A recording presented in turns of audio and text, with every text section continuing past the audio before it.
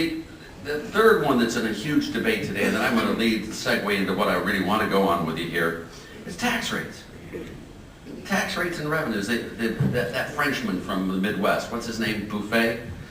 Warren Buffet, you know the one I mean. He says you got to tax us billionaires more and us trillionaires more. And, you know, every single time we've raised tax rates on the rich, revenues as a share of GDP have come down. They really have. If you look at it from the 1920s, where they cut the highest rate from 77% down to 25%, revenues from the top 1% of income earners went way up during that period, in spite of the fact that the highest tax rate was dropped from 77% to 25%. During the Great Depression, when rates were raised up through the ceiling there, tax revenues from the top 1% of income earners dropped as a share of GDP. When John F. Kennedy, my hero, cut the highest marginal income tax rate from 91% to 70%, and we had a thing called the go-go 60s, just like the roaring 20s. Boom, when you cut those tax rates. Tax revenues from the top 1% of income earners went up. When you had what I like to refer to, again, you guys know them personally, but I didn't know them all personally. I knew a bunch of them personally. But what I like to refer to as the Four Stooges, Johnson, Nixon, Ford, and Carter. The largest assemblage of bipartisan ignorance probably ever put on planet Earth. They raised taxes throughout the whole process. Revenues as a share of GDP from the top 1% of income earners went down. And then, of course, when he became president, when the real president took office in 1980, we cut taxes a lot. And they've been cut over a lot of years.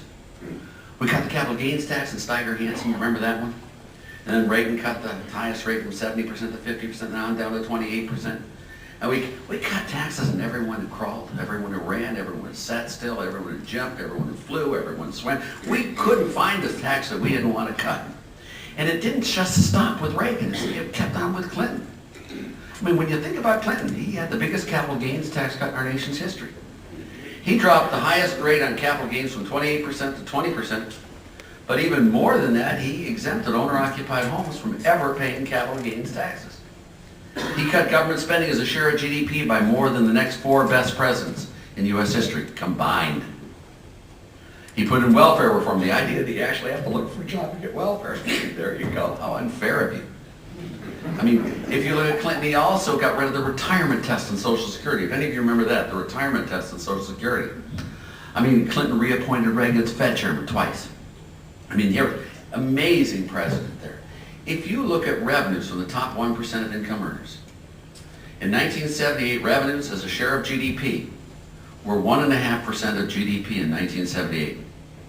Of total income taxes, the top 1% paid 17.5% of total income taxes.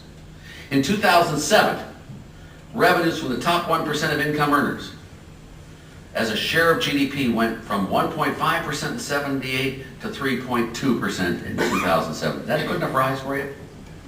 They paid 42.5% of all income taxes in 2007 from 17. This is the issue. Do you raise taxes on the rich? I'm going to tell you, if you do that, you're going to play that film backwards and you're going to get less money and you're not going to have prosperity. These are the issues. What we really need to look to today